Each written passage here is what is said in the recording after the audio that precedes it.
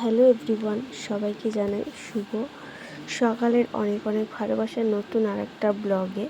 তো তোমাদেরকে তো আমি বলেছিলাম যে কালকে একটু এক জায়গায় গেছিলাম, মানে ছেলেকে একটু ডাক্তার দেখাতে, তার জন্য সকাল সকাল রান্না করে নিয়েছি। রান্না করেছি তোমার ডাল, আলু ভাজা আর ভাত। তোমাদেরকে দেখিয়েছি তো। আমরা বেরিয়ে পড়লাম, তখন বাজে ঠিক 11:30টার সময় বেরিয়েছি। আর বাইরে এত রোদ্দুর উঠেছিল, এত রোদ্দুর, মানে আজকে সারাদিনটাই পুরো বৃষ্টি। সকাল দিয়ে ঘুম থেকে উঠে দেখছি পুরো বৃষ্টি, কিন্তু কালকের দিনটা অনেকটাই সুন্দর ছিল। রোদ্দুর, এত রোদ্দুর। আর একটা কাণ্ড হয়েছে জানো তো, আমি ভিডিও করতে তখন মনে ছিল না, আর করিও নি। আসার সময় আমার ছেলের এই টুপিটা খুলে রাস্তায় পড়ে গেছে। আর ওর কি কান্না! আমি বলছি আরও টুপি আছে ঘরে, তোকে আরও দেবো না, ওকে দিতেই হবে। তারপরে ওর কান্না থামানোর জন্য ওকে একটা কেক কিনে দিতে হলো, আর একটা চিকেন প্যাটিস কিনে দিতে হলো। মানে বুঝতে পারছো, কাজ এত কাজে ও কোনো জিনিস নষ্ট করতে চায় না। যেই জিনিসটা আমি ওকে কিনে দিই ও খেলে ঠিকই, কিন্তু সেই জিনিসটা যত্ন সহকারে রেখে দেয়। আর রাস্তা দিয়ে যাচ্ছে, দেখো কত আনারস। আর আজকে রবিবারের বাজার ছিল, আর বাজারে অনেকটাই ভিড় ছিল, কিন্তু রাস্তাঘাট কিন্তু শুনশান ছিল।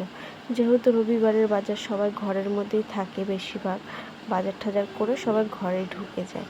আর দেখো, আর আমরা যাচ্ছি, আর আমার ছেলের মুখটা দেখো হয়ে গেছে রোদ্রে, এতটাই রোদ্দুর লাগছে যে তাকাতে পারছে না। আর আমি অনেক দিন পরে ঘর থেকে বেরালাম, ভাবলাম একটা ছোট্ট ব্লগ তোমাদের সাথে শেয়ার করা যাক।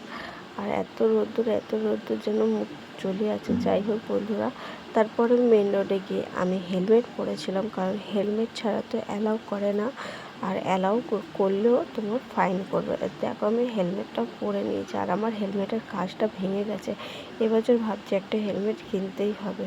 আর এই দেখো আমার ছেলে আসার সময় টুপিটা খুলে গেছে, যাওয়ার সময় কিন্তু খোলেনি। আমি যাওয়ার সময় টুপিটা ধরেছিলাম, আসার সময় অ্যাক্রোপলিসের সামনেটা টুপিটা খুলে আর পড়ে গেছে। ও খুবই খাচ্ছিল, খুবই মনটা খারাপ ছিল। যাই হোক বন্ধুরা, আরও টুপি আছে ঘরে, কিনে দেবো। এই দেখো ফাইনালি কিন্তু দুর্গাপুজোর প্যান্ডেল শুরু হয়ে গেছে আমাদের বোসপুকুরে।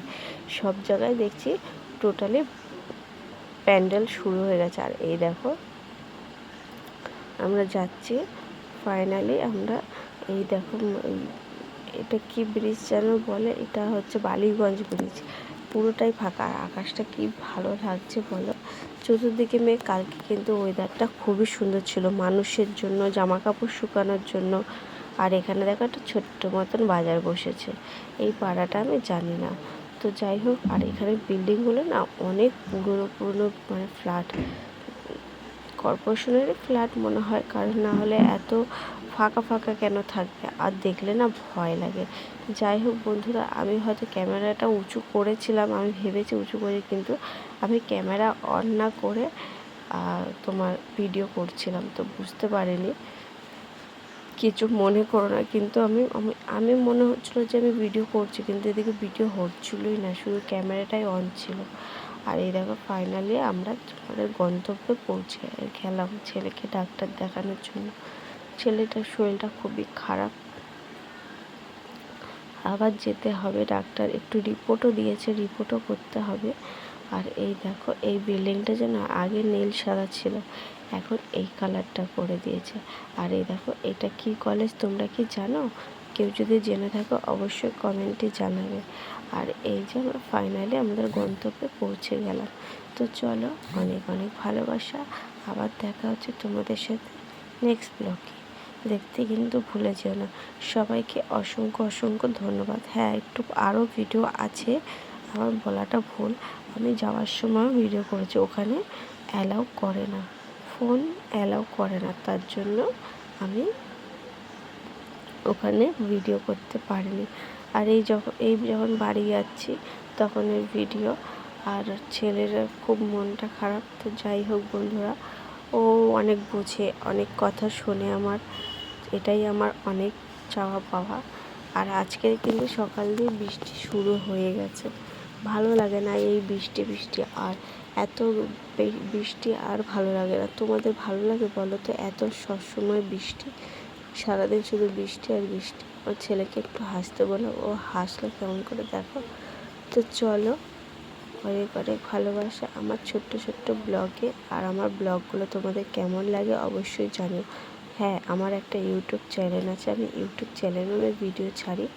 তোমরা পারলে আমাকে বলো, আমি লিঙ্ক দিয়ে দেবো। তোমরা যদি না খুঁজে পাও অবশ্যই আমাকে বলো, আমি তাহলে তোমাদেরকে অবশ্যই লিঙ্ক দিয়ে দেবো। ঠিক আছে, তো চলো, এখানে একটা মন্দির আছে। মন্দিরটা কিন্তু খুবই সুন্দর, বজরংবলীর মন্দির। আমার ছেলে দেখে প্রণাম করে তা বলছে ওই হাত দিয়ে প্রণাম করে না, দুই হাত দিয়ে প্রণাম করো। তো দুই হাত দিয়েও পরে প্রণাম করে নিয়েছে।